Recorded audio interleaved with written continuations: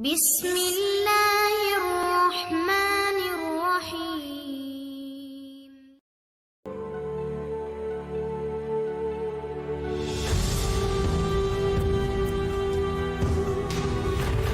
Nabi Idris merupakan nabi kedua setelah Adam alaihissalam. Diketahui bahwa Idris merupakan keturunan ke-6 dari Nabi Adam. Nabi Idris dikenal sebagai manusia pertama yang bisa menulis dengan pena. Dirinya juga menerima suhuf dari Allah Subhanahu wa Ta'ala.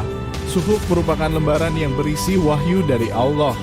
Kelahiran Nabi Idris merupakan putra dari Yarid bin Mahlail bin Kinan bin Anush bin Syid bin Adam alaihissalam. Dirinya menjadi keturunan di bawah Adam yang pertama kali menjadi nabi. Tak hanya dikenal di dalam agama Islam, sosok Idris disebut dengan nama Henok dalam agama Yahudi dan Nasrani. Nabi Idris lahir di Memphis, Mesir. Idris lahir sekitar tahun 4533 hingga 4188 Masehi. Disebutkan juga bahwa dirinya berdakwah di kawasan Babilonia. Beberapa sumber lain ada yang menyebutkan bahwa Nabi Idris lahir di Babilonia. Setelahnya, ia hijrah ke Mesir. Seperti yang dibahas sebelumnya, Idris memiliki kecerdasan dalam menuntut ilmu. Beliau bisa menulis dan membaca hingga menciptakan alat-alat sederhana untuk mempermudah pekerjaan manusia.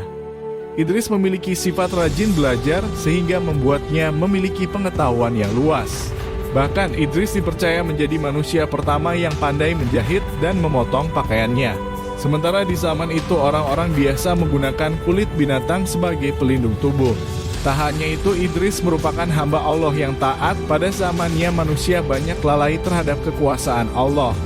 Hal tersebut menyebabkan adanya kemarau berkepanjangan.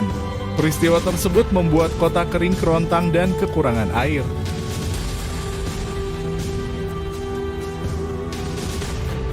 Menyikapi kondisi tersebut, Nabi Idris memohon kepada Allah untuk mengakhiri azab yang diturunkan tersebut.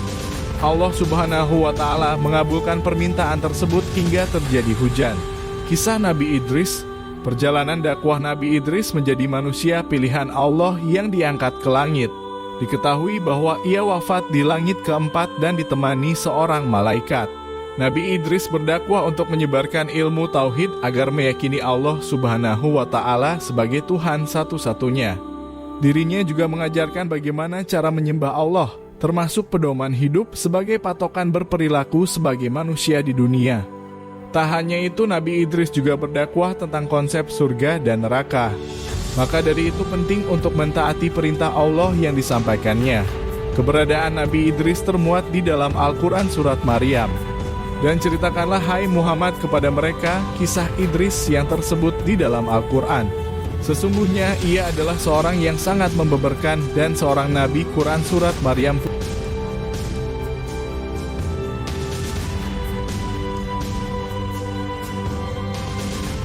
1. Menerima 30 suhuf. Diketahui bahwa suhuf atau sahifah merupakan lembaran yang berisi wahyu dari Allah Subhanahu wa Ta'ala. Suhuf biasa diterima oleh Nabi. Demikian halnya dengan Nabi Idris yang menerima 30 lembar suhuf. Wahyu tersebut diturunkan kepadanya untuk disampaikan kepada umat yang kala itu berasal dari keturunan Qabil, sosok yang dikenal durhaka pada zamannya.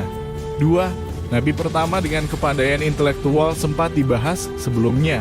Nabi Idris merupakan sosok cerdas yang rajin belajar. Dirinya menjadi manusia pertama yang bisa menulis dengan pena serta dapat membacanya. Tak lupa Idris juga mengajarkan menulis dan membaca kepada orang-orang pada zamannya.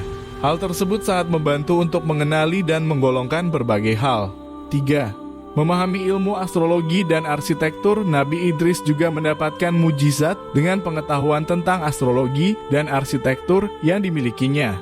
Di dalam bidang keilmuan tersebut terdapat kebesaran Allah, misalnya tentang benda langit dan seisinya. Diketahui juga bahwa Nabi Idris mempelajari ilmu politik untuk membangun sebuah kota. Terbangun 188 kota pada zamannya. Salah satunya bernama Aruha. 4. Manusia terpilih Nabi Idris menjadi nabi yang dinaikkan derajatnya langsung oleh Allah Subhanahu wa Ta'ala. Ia diangkat ke langit keempat saat wafat dan ditemani oleh malaikat. 5. Melihat surga dan neraka, tak hanya berdakwah tentang surga dan neraka, Nabi Idris ternyata diberikan kesempatan untuk melihat kedua tempat tersebut. Lantaran Idris memberikan permohonan kepada malaikat Israel untuk bisa merasakan sakaratul maut. Nabi Idris dicabut nyawanya dan mengalami sakaratul maut. Setelah itu dirinya dihidupkan kembali oleh Allah. Selain itu, Nabi Idris juga meminta untuk diperlihatkan surga dan neraka. Ia melihat langsung neraka dengan kobaran apinya. Sementara itu, Idris melihat kedamaian yang ada di surga. Demikian pembahasan tentang kisah Nabi Idris.